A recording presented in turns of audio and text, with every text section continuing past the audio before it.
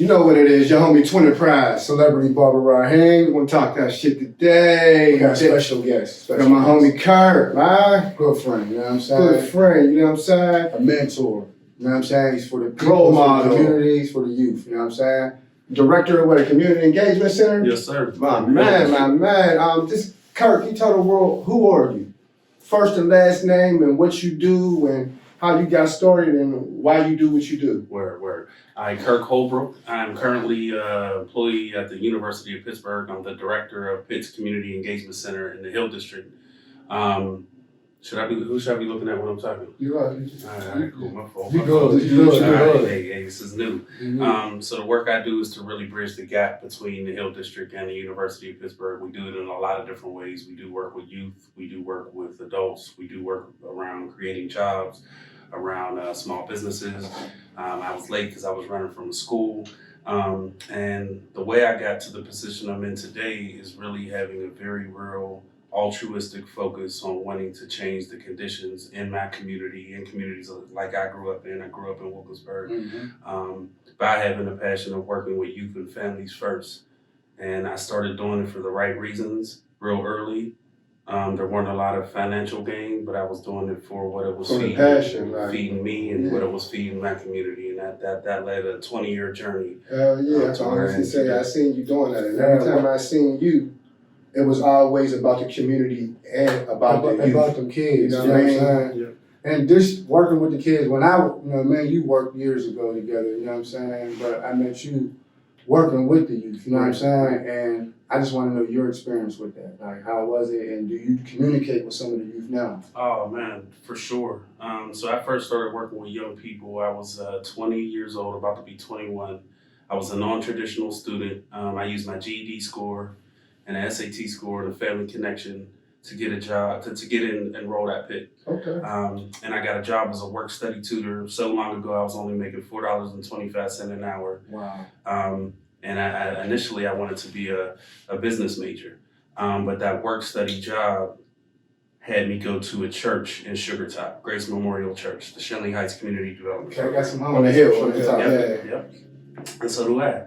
And I started working with a first grade group of students, and within like 2 weeks of that experience, I realized that my mission in life was, again, to work with young people to change the conditions of our community.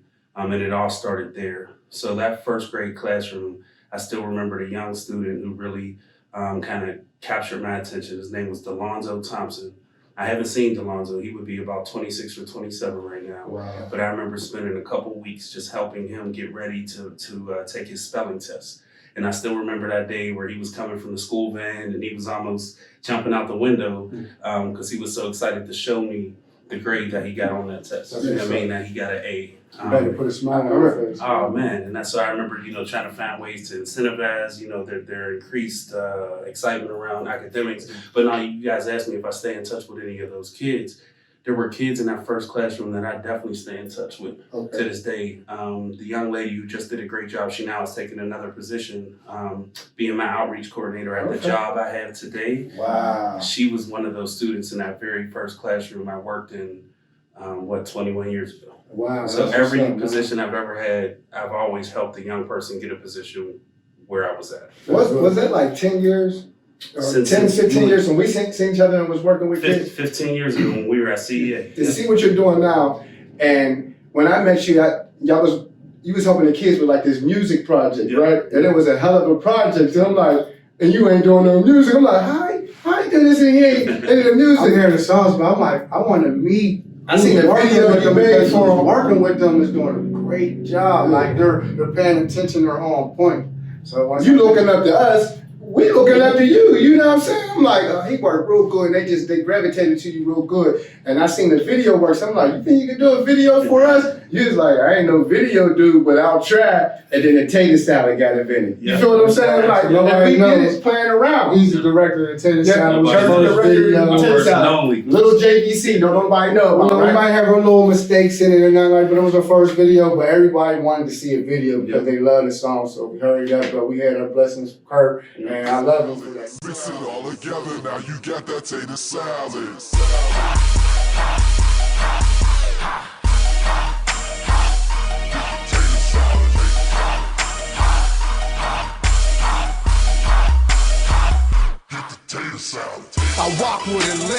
toes cramped up, neck stiff, body shaking, bass turned up.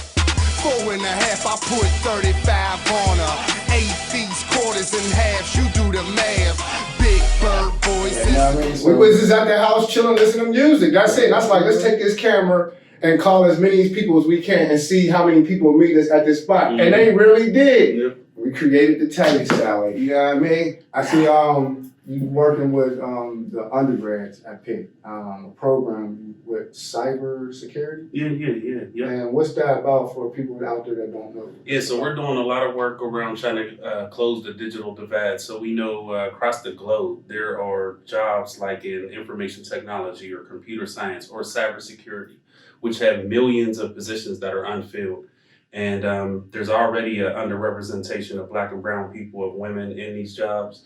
But even further, there's a gap in us even knowing that those opportunities exist. Right. So some of the work I do at the CEC is not only helping our community understand that those opportunities exist, but then working with undergrad students, grad students, doctoral students. And with the cybersecurity class, we actually had a faculty member working with us to teach community residents some of the basic skills they would need if they wanted to pursue a career in cybersecurity. Oh, Right now, cybersecurity, they say there's an estimated something like 2-3 million jobs unfilled, and you don't need a degree, Okay. and you can make $50,000, $60,000, $70,000 just coming out. So I'm trying to create. Do you have to be in like an outlet for people to start noticing and focusing on that. So these are, well, to answer your question, these are Pitt students that are teaching the classes. They were teaching it to community residents. Oh, okay. So these aren't college students that are learning. It's the college students that are helping the teachers. Okay, help teach like one people like me particular. that's not in college and just around that area. Yep. Oh, So it's okay. for like one particular community or for all communities? So all communities. I mean, we're in the Hill. I just had this conversation with a couple of participants on lunch break on Saturday. We're in the Hill, so we serve the Hill first. Okay. But then outside of that, we serve communities that are in need. Do you work with the other engagement centers Absolutely. everywhere else? Absolutely. Like, do you So bring your kids from the Hill to the ones in Homewood or something like that? we probably need to do a better job of doing that, because that would be great. I think that'd be great too, bro. Good, good. Because you got to think, when we always working together, we started off with just that one. And we start talking, we need to get these people from Weston. Yeah. We need to get these people from the Hill. And then y'all was bringing them in from And then we're like making this dude from the Hill do a song with this dude from Homewood, Right. and they don't even know they're creating a relationship with each other. Right. Now they're calling each other. Now they're working with each other, Exactly. and doing things with each other. Exactly. And like you said, you working on the Hill, I see you did a walk for the balance that's going Yep. on in the hood. Yep. Y'all was going to different little parts of the Hill. Yep. How was it? I mean, like, it's something that you can see working. Yeah, I mean, I think there's so many things that we need to do to address the issue of gun violence in our community, but I truly believe it does start with us coming together, right? Coming together as young men who have gone through it, coming together as organizations that are out here serving our kids, bringing our elected officials together. So yes, I think that a great impact can be made, but we all have to unite first. You know, I think way too often you have organizations that are beefing, you have community leaders that don't get along, and how does that translate when you're trying to tell young people that You got people that's in the positive field feuding, and we're trying to help the people who's in a negative position feuding, Right. and it's like a clash, and it's bad. Exactly. You know, no one can see a fraud quicker than a young person. It's almost like they Yeah. got to pick a side. It's like, okay, I'm going to pick this side. I'm going to pick who I'm with. You know what I'm saying? Right. And that's sad. Like that's real sad. Where you work at, do you focus on more like elementary or? It's all ages. It's all ages. You guys know my background was with working with kids, so Right. naturally I kind of gravitate towards that. Okay. Right. But we work with all ages across the lifespan. So we just, that cybersecurity class is all 18 and up. All right. We've done workshops with seniors age 60 and up. So we really are trying to engage everywhere that there's a need, everywhere that the community supports our partnership, because you know the Hill and Pitt and Pitt and a lot of communities haven't had a good relationship. So we don't just necessarily say, hey, I want to do this. We have to work with our community and figure out what they want, what issues they identify, and then we work to build a collaboration. How do you go about like targeting and talking to the people to know what they want? How do you do it? Like, So we have a neighborhood advisory council. What Pitt is doing has a different model that people across the country are starting to pay attention to.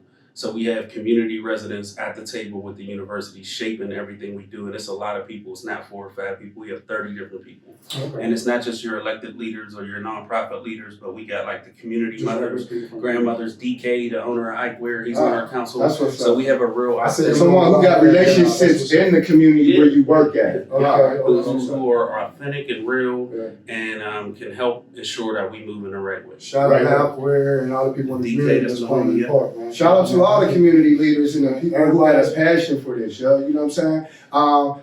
Again, your boy Twinz, Celebrity Barber right hand. got my homie Kirk. I want everybody to just, stay tuned for the second half. We got some other questions. We're going to touch on some topics and just be us, and we're just going to talk our stuff. You know what I'm saying? Talk that shit. We'll be right back.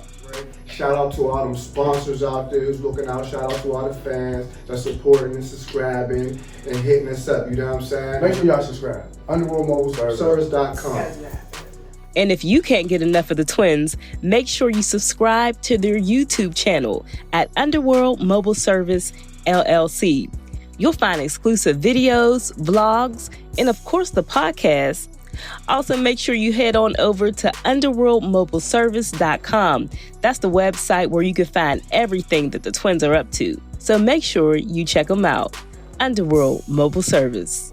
All right, what's up, y'all? We back with the second half. Celebrity Barber right Hey, here. the homie Twinz, talk that shit. Real talk today. We got our homeboy Kirk with us, you know what I'm saying? And, we was touching on a lot of things that's going on in the community, just around the world, you know what I mean? Involving ourselves with the peoples, connecting with the youth, you know what I'm saying? So we're just going to head off with a couple questions with our homie, you know what I'm saying? And I wanted to ask you a question. Should we be, as Black people, should we be concerned about gentrification? And do you think gentrification is a bad thing in the Black communities? Dan, that's a great question. So, absolutely, I think there has to be a concern. Because as communities start to change, if there isn't the original community fighting to maintain its presence, then it's going to be taken over. Right. And so we've seen that happen to a lot of different communities here in Pittsburgh, but also other different places. Mm-hmm. But, as I grow and mature, my thought process matures a little bit too. And sometimes you might not be able to get the support, the resources you need, the tax base you need, the public support you need to change a community that's been forgotten about for 50, 60, sometimes longer than that, years. So in those instances, gentrification, if it's done right, where it helps bring some revitalization to certain parts of the area so that then investments can be made into those other parts of the area that have been areas that have been sitting and decaying for years, then I think it could be used for a tool to positively change our neighborhoods.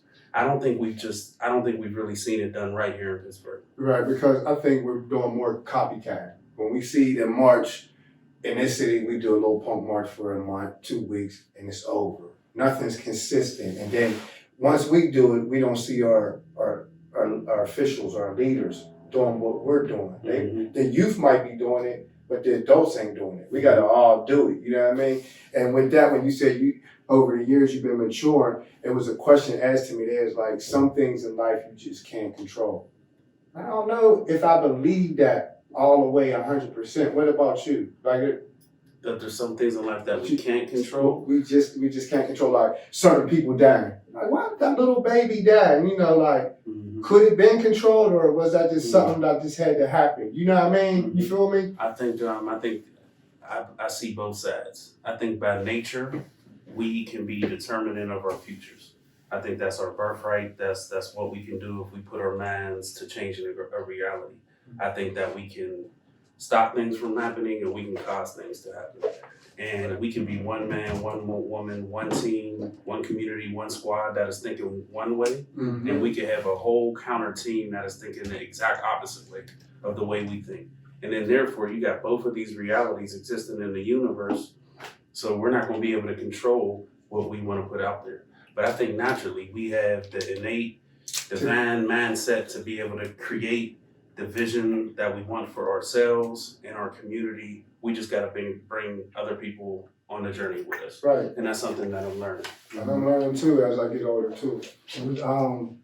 We had touched on that on part one about you doing the tater salad, right? The video. And I just wanted to know, How was your experience? Oh, Being in the hood, you know, everywhere we done took Because you live in the hood too. Yeah. So, I lived in the just hood. how was your experience just with the song and the video? Like, And how people, like how the reaction of the people with the Twins, like Yeah. to you, like how did you see the Twins, man? Oh man, I love the Twins, man. we Twins love is my you, big bro. brothers. Man, I still remember that day. It was a Sunday. I don't know if y'all remember I that. remember. We pre-gamed at the crib, but Yeah. we was right in the middle of the action, Yeah. and then went all around the hood, and everybody loved it. You Yeah. know what I'm saying? And then we just freestyled the whole. We did. They- Shout out to the whole Homewood, They didn't dog. even know. Shout out to the hood. Yeah, Shout out to everybody who all- participated in Hot that. Rod, R.I.P. Yeah, Rest in R.I.P. peace. man, Hottie. But everybody involved. It became a little party, Yes, yes. and we had a We little had a little entourage, block, and we would just come up with ideas like Shop let's has the shoot sounds here, banging out there. Man. So, Yeah, that was definitely I'll never forget that date, man. Yeah, That's shout out legit. to all the homies. I always wanted to females. know, like, a person on the outside, Ah man, it was looking at the work that we do, Yeah. like, Yep. that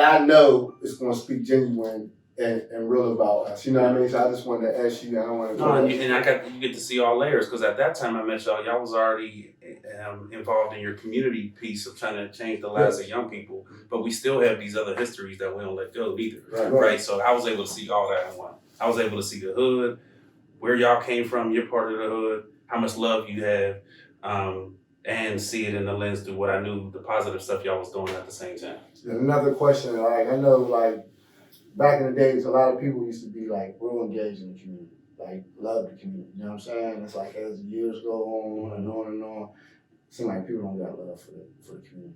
You know why? Do you think it's like that? Or when they come up, they hurry up and run away. So I think it could be a couple of reasons. Some people weren't in it for the right reason in the first place. So all they were working for was a quick come up. Yeah. So they could go and do whatever they want to do. Yeah. But then the other piece is it's hard. Like I think we were just talking about, like the more success you get, what Biggie said, more money, more problems. Mm-hmm. The more success you get, especially in a place like Pittsburgh, I hate to say it, the more hate you get from young people, that crab in the barrel. And some people get tired of that too. They do, because we know what comes with that. Ain't no more fighting.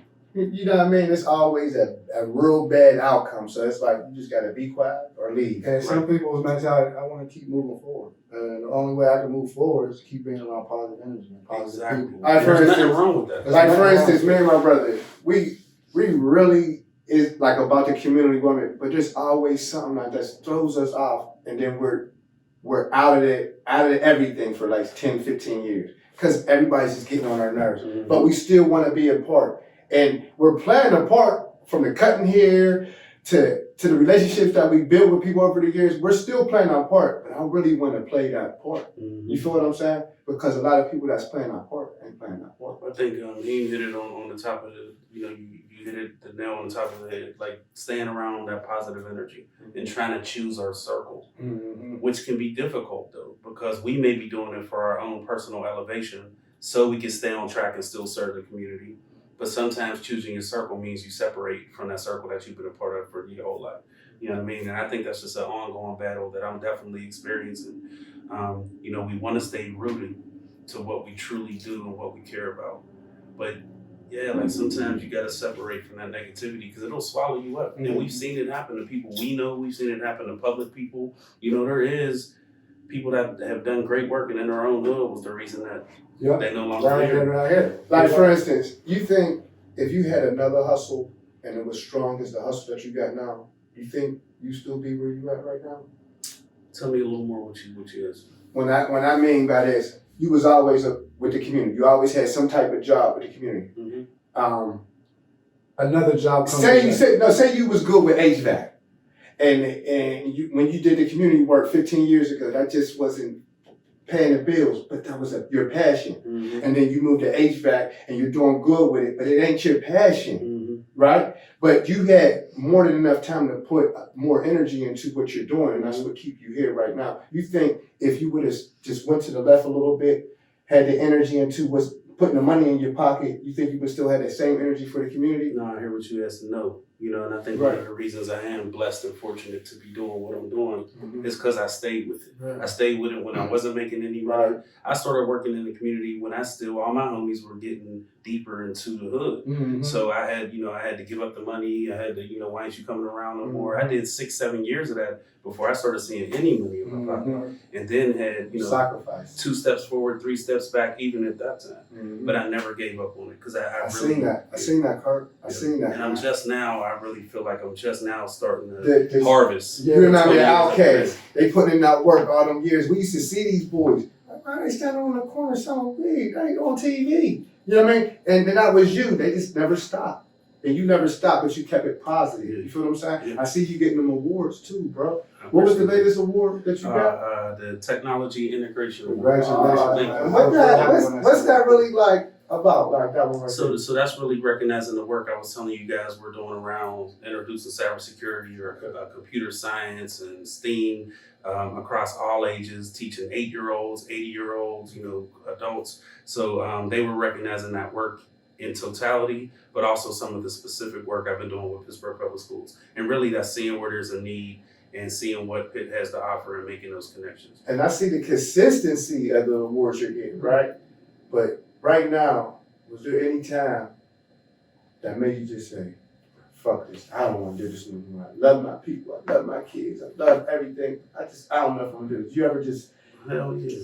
And without going into much detail, probably the hardest professional moments I've had in my life were several months ago. Yeah. And now I made it through that storm, and now I'm starting to see some of the most rewards in my professional life 7 months later. Yeah, no blessings. And I learned that the day you quit was the day you was going to be blessed. And I remember I had this job at West Penn High School. I was young, I was on parole. And I said, damn, I just want one job. I want to get hired into the company, you know what I mean? And they gave me this one job, the dishes was out. From the kitchen all the way to the damn hallway, but I was soaked. I did the job, then I quit. They're calling.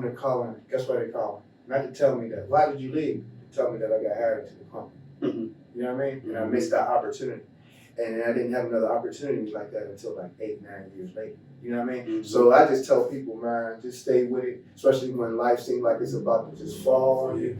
Don't give up, because that's the day you're going to be blessed. I know it's my passion. I love the community work. I love working with the youth. You know what I mean? It's just like over the years, you work for different people, different organizations, and sometimes they can't get money funded for certain parts of what you got going on, and you build with these kids, and people don't know outreaching is like 24 hours, not 9 to 5, because you build relationships with these kids.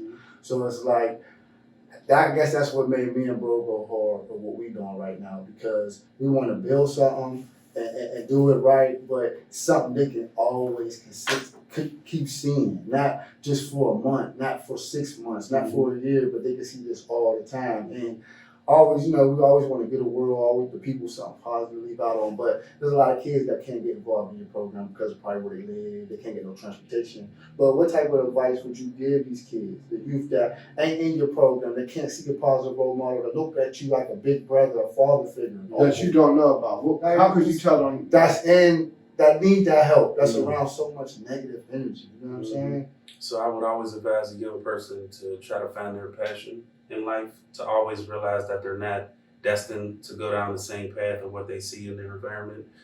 Sometimes there's beauty just in recognize you are different, that you're a leader.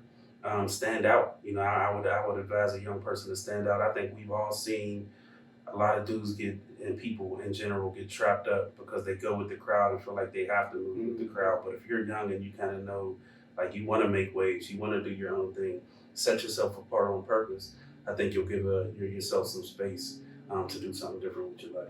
I just want to say thank you, man. I appreciate you, man. Being on the show, you know what I mean? Just being a part of the Twinz life, you know what I mean? Because, you was a part of the Twinz life and you still are, you know what I'm saying? I got a 19-year-old and a 22-year-old, and I got so many resources and so many different role models I can pass them to. Like, you one of them, you know what I'm saying? And again, could you tell the people who you are and how they can get in touch with you? Yeah.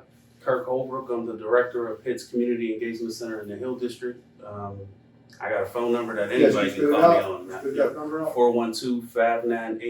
412-598-2491. Y'all hear what it is, y'all. People, community parents, Good leaders, person right here, kids. man. Good brother, man. Check him out. You know, numbers on the website, And numbers on the show. If you can't read, get at the Twinz when you see me, and I'll give his brother's number. You know what I'm saying? homie, Twitter prize. Celebrity Barber Raheem. Yo, My sign man it Kirk, out. We out, yo. Too Real Podcast. Man, we got the tater salad. First you add the baking soda, then you add the powder. Put it in the pot, add a little wrist power. Mix it all together, now you got that tater salad. Mix it all together, now you got that tater salad.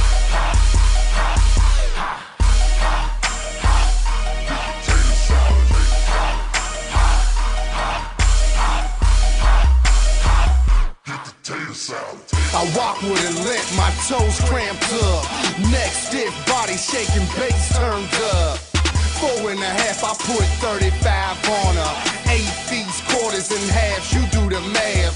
Big Bird Boy, Sesame Street with toys. Cookie Monster out of the can, I'm out the bag, man. Where's your scale? Got the pot, got the work.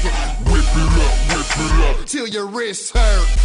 Stay on my toes, cause I see them all coming. Look the man in his eyes, never catch the homie running. I'm a track star, rock star, moving from a cop car. Fleeting with my fingers in the air, screaming, what, y'all? First you add